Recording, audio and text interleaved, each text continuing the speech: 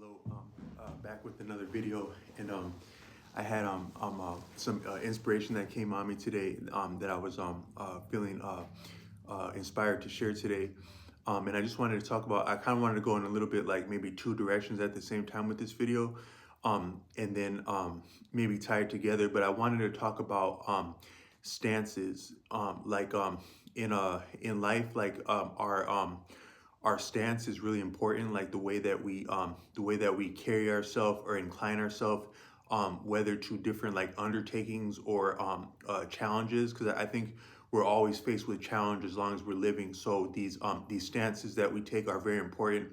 And if you know anything about fighting, they have something called like a fighting arithmetic or fighting math, where you take different things like maybe like boxing or the UFC, and you can, if you were to like look at the history of these different fights between fighters, you'd say, okay, he beat that guy and that guy, but one of those guys he beat lost to another guy, and like the math of like the wins and losses, they can like overlap in certain ways, where where it kind of like rock paper scissors, where like one guy beat one guy and then that guy beat that guy, but that other guy beat the first guy. So it really kind of doesn't make sense, and in a certain way you actually can't say who's the greatest of them simply based on the arithmetic. And what it comes down to is the particular stance that a fighter adopts within a bout of some kind, whether that's boxing or like martial arts.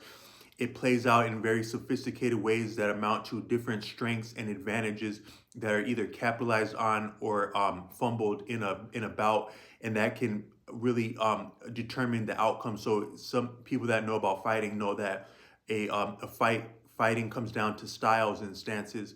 So I just want to say that, and another thing is like, if you were in like a gym or like you're doing some working out, you know that and I don't it's been a little while since I've been in a gym, just full disclaimer, but I know that you're when you're in a gym, like the way that your mechanics of your stance and your how you your posture is very important, and how you're able to manipulate those different forces successfully or unsuccessfully.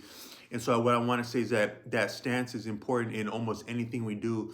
And I just wanted to share, like with these videos, I started YouTubing last year, and what I've discovered, what I was thinking on today, is that some of the with these videos, I'm trying to be inspirational and offer insight or into just share general thoughts that can be taken and ran with in different directions, but maybe try to do so in a way that that what I'm saying hasn't been heard before, or it hasn't been heard the way I'm saying it before.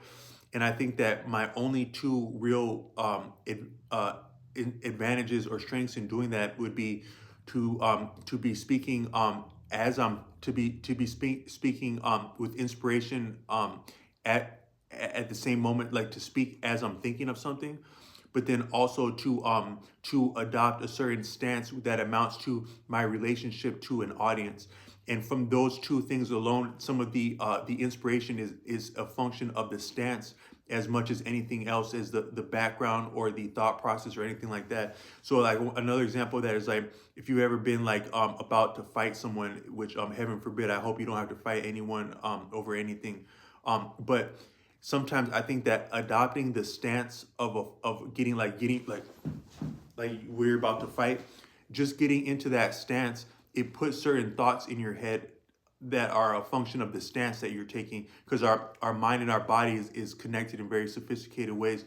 Another example is like, if you've ever done like planks in a gym, where that's where like you get down on the floor, and then you prostrate over your elbows, and you hold your body up over your elbows, so you're only supporting yourself with your forearm, your elbow, and your feet, and then you're holding your body like straight, like a plank.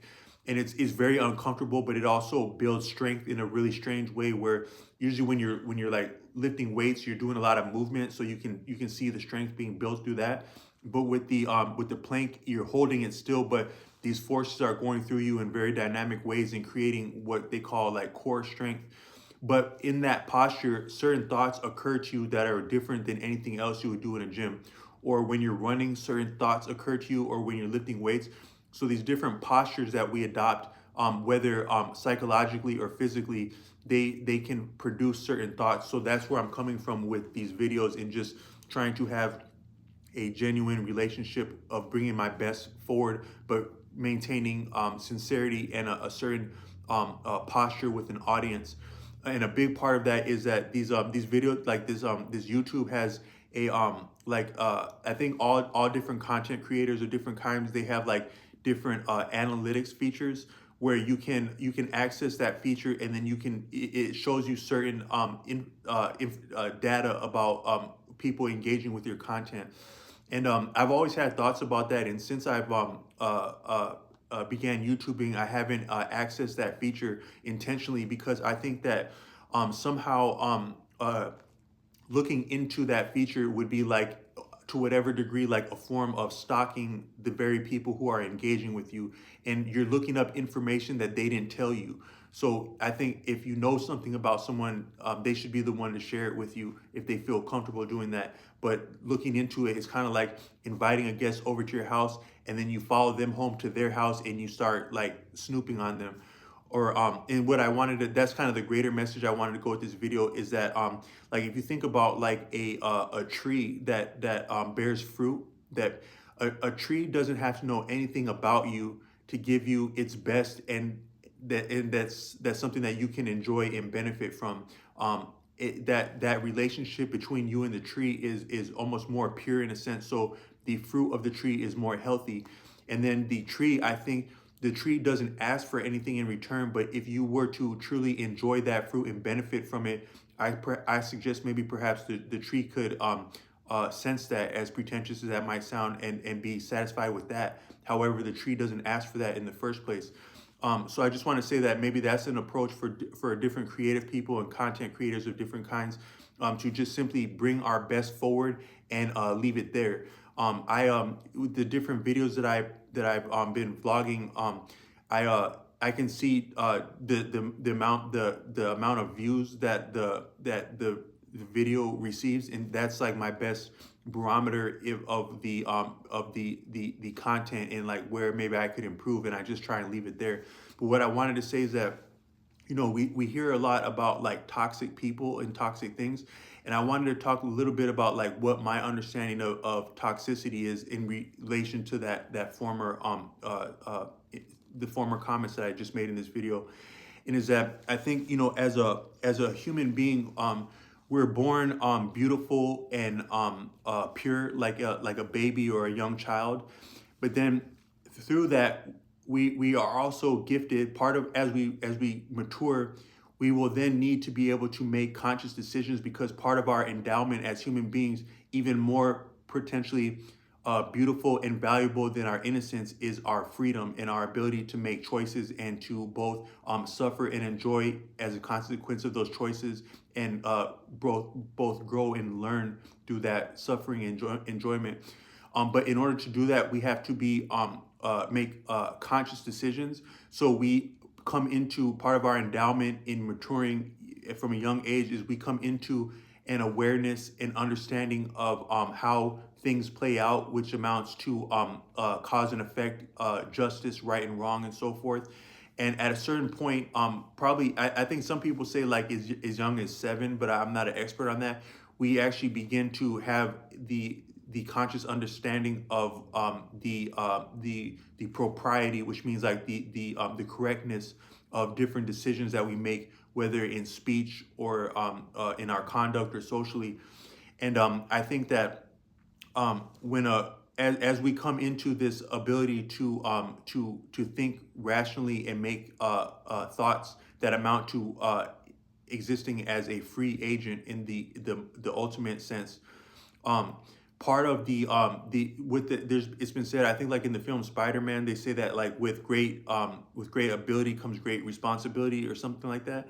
And I think that part of our endowment to make free conscious choices is also both the effects of those choices, but also the effects of so we have to, in us being able to make conscious choices with an understanding of right and wrong, we receive we receive the reflection of our actions, both in terms of circumstances, but also in terms of character within ourselves.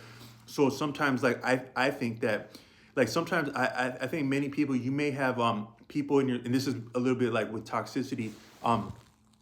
You may have people in your life who they can be very like the simplest thing can be very difficult, like the way of like calling you with like half-baked ideas, or like just like really kind of bizarre like a bizarre plan, or bizarre statements and stuff that really just doesn't stand up to it doesn't stand up to reality, because it's so incongruent and far-fetched.